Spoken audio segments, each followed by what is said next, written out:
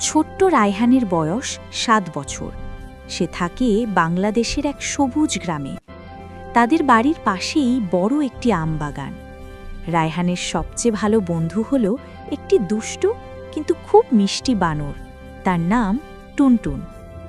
আর আছে তৃতীয় একজন, রায়হানের দাদু। দাদু খুব জ্ঞানী আর সবার ভালো চান।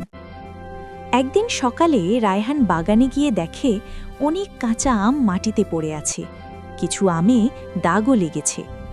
রায়হান মন খারাপ করে বলল, এত আম নষ্ট হচ্ছে কেন? টুনটুন গাছের ডালে উঠে চারদিকে তাকালো।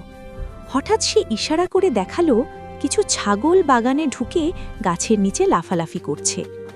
রায়হান দৌড়ে দাদুর কাছে গেল। দাদু, ছাগলগুলো আম নষ্ট করছে।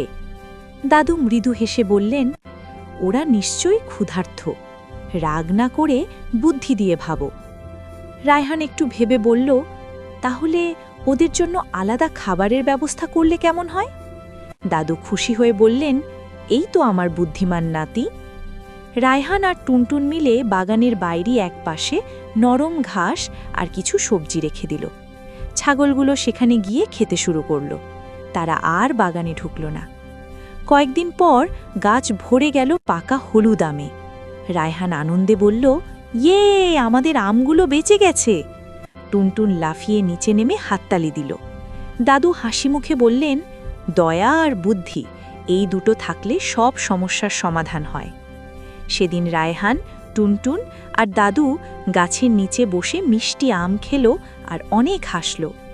গল্পের শিক্ষা, রাগ নয়, দয়া আর বুদ্ধি দিয়ে সমস্যার সমাধান করলে সবার ভালো হয়।